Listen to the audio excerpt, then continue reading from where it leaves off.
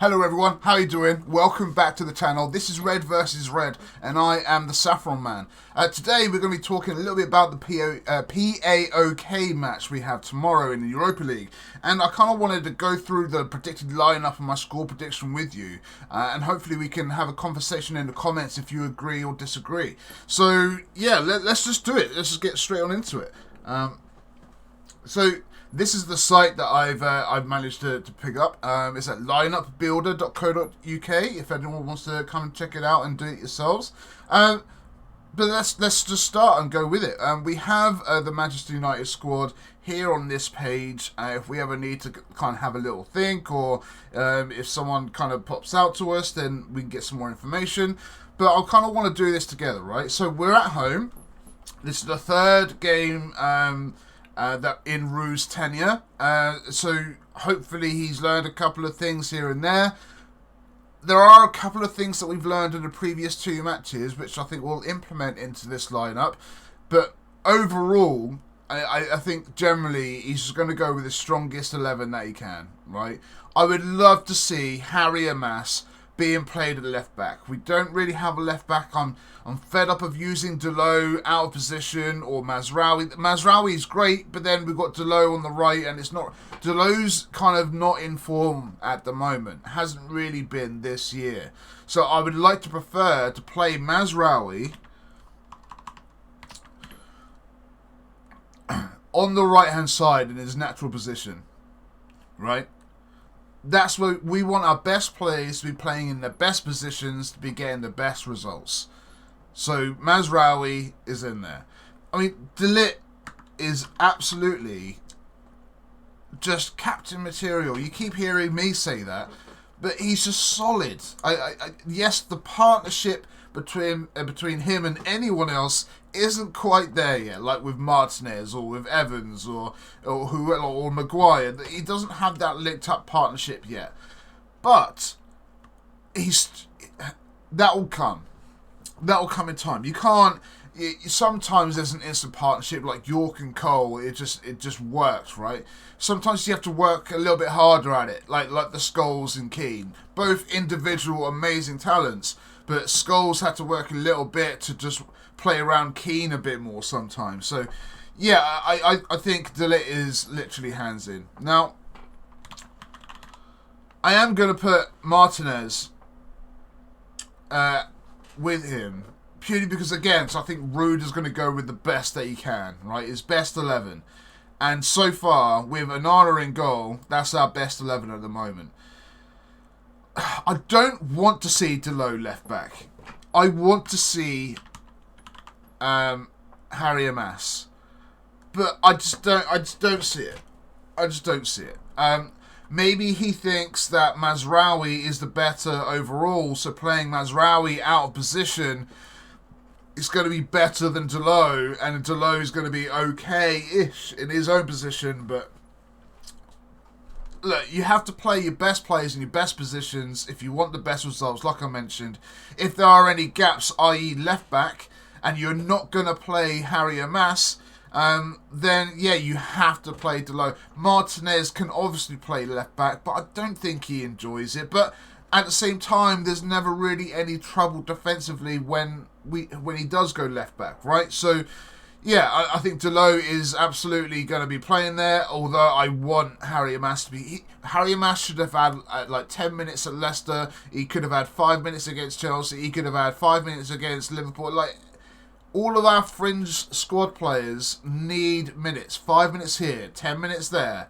And it hasn't really happened yet. Only Collier got 45 minutes against Liverpool. So yeah, otherwise, that needs to change around the Christmas period, right? But otherwise, I think Harry Amas would be a mainstay at the moment. But Delo is going to be there. Now, we've got to talk about our partnership in the midfield, because this is turning out to be scary for opposition. Ugarte and Casemiro individually are absolute shithouses and masters of the dark arts, and individually they love a tackle and they love to kind of like just be in and amongst the action, right? But together, together is scary. It's like walking down a dark alleyway at 3 in the morning, and just before you get to the end, you see like 7 people like walk through like with baseball bats and nunchucks and shit.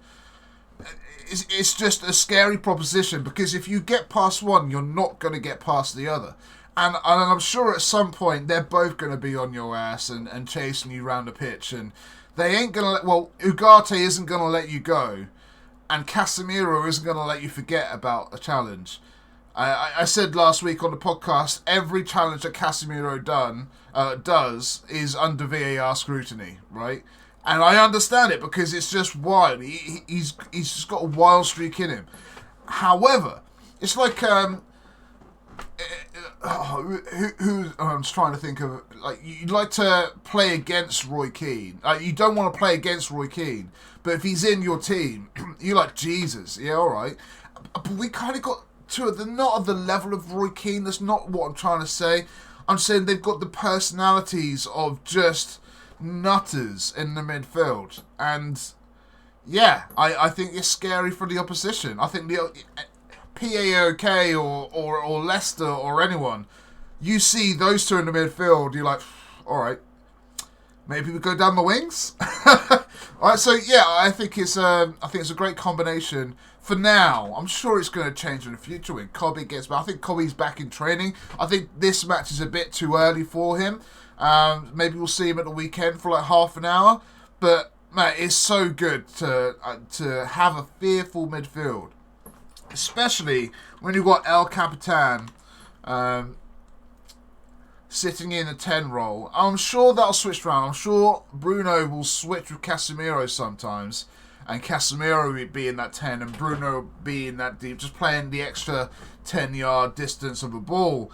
And yeah, I think they are going to rotate quite a bit. Ugarte's going to sit right deep in front of De Ligt and Martinez. Casemiro and Bruno are probably going to rotate a little bit, but I think that's a really cool midfield. Again, I'd love to see some youngsters involved. We haven't seen Jace Fitzgerald yet. This is PAOK. This isn't like Real Madrid or Barcelona. We should be rotating to some extent and having our fringe players get some minutes, because we're going to need to depend on them later on in the season. And if they're not all warmed up and good to go, then I think we're going to be in a bit of trouble. But I think this is a solid base. This is obviously, at the moment, our best core of a team right now. And maybe you could argue that in form, Evans is better than Martinez. Maybe you could put Martinez on the left and Evans will be in the middle, especially if you're not going to play Harry Mass. But yeah, I think this is a good starting point for Manchester United, especially since we're at home, right? Let's get to the wings then. Now, look, are we going to go down to Garnacho, Rashford, Amad Diallo? I don't think Anthony's going to get a say. Maybe there's a youngster or two in the wings that are looking to come and get some minutes, but I don't think they're going to overtake Amad Diallo or Garnacho or Rashford. Look, he seems to be liking his best 11, and right now our best 11 does include Garnacho and Rashford, but none of our front line are in form. We've got like 5 goals between all of them in like all comps or something silly. Like, it's really not good with our front line. So what we're going to do about it? Well, we've got 3 options. It's Rashford, Garnacho, or Diallo. Unless he puts like Bruno on the right, Xerxes in the middle. I mean, loads of news has come out about Xerxes lately, about him not being wanted by Ten Hag, about him being overweight. He didn't look overweight in the Euros or in internationals though. So I don't know. Oh God. Let me know down in the comments, by the way. Are you with me up till this point? Because I feel right now I'm about to just mentally break and just change all the thoughts and plans. I am thinking about putting Bruno on the right. I am thinking about putting Xerxes in the middle. But look, let's just go. We have to go over Ahmad. He hasn't had a lot of minutes. This isn't an extremely high competition.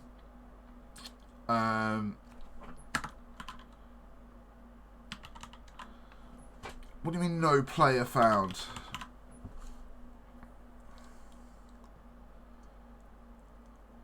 How is Diallo not in... Wait, what? Okay,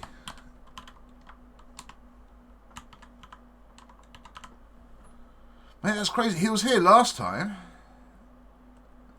Am I just completely whiffing?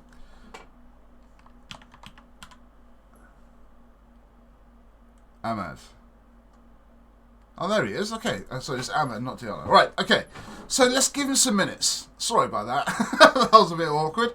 Let's give him some minutes. We had a discussion with Sporadiclese at the weekend, and he's like this is his season. But he hasn't taken his chances. He looks good on the ball. He looks good in possession, but he doesn't look threatening, right? There's no tenacity, there's no killer instinct from any of our forward line this season right now. We need something like that. Ahmad needs to change his mentality a little bit, I think. I think he needs to just be a bit more gung-ho. Maybe we need to give him more starts. I don't know the ins and outs. All I know is that when he has played, he looks good with the ball at his feet, but his numbers are the same as pretty much everyone else in terms of goals and assists. So it doesn't matter how good you look on the ball, you need to start producing, right? And that's the same thing here. We're going to put Rashford in. I think Garnacho come off the bench, as he usually does. Maybe Rashford will come off after 60 minutes if he hasn't done much. But Rashford is more in form than Garnacho. Oh, God, is he though? Probably not. I think they're both on the same level, but in terms of form... But I just think Garnacho's played a lot, hasn't really worked out. Give him a break, a little break, come on with 60 minutes to go. Diallo needs minutes. It just makes sense to me, really. But there are so many different ways that Ruud could go about this. Is Xerxes going to start? I don't know. But Højlund needs goals at some point. And if you can't get goals against PAOK at home, there's a problem. Now, we could switch up the formation again. I think we're in a weird kind of state where until Amorim turns up, Manchester United players might somewhat be in competition egotistically with the Sporting players, right? And Sporting just gave a massive thank you and farewell to Amorim by beating Man City 4-1. And I think Man United players will be looking at it and think, geez, we need goals against PO. I think they're going to be pumped up for POK, right? I think we need a win. We need a win. We need goals, and we're at home. And we have pretty much a fully fit squad. Euro's back in training. Mainu's back in training. Anthony's around. Luke Shaw, just don't get me started. But we're pretty much A-OK. We're more than capable than scoring 4 goals in the first half. We did that against Leicester in the Cup last week. And we need something like that because our goal difference is going to be important considering the amount of points that we've got in Europe. We could potentially win, 5 to 6-0 here. Is that defense? I think Shola Shoratori should. I think he could pop up with like a rogue goal, but we'll see. I think 5-6. It could be a rout, but we need to have a good first half in order to make that happen.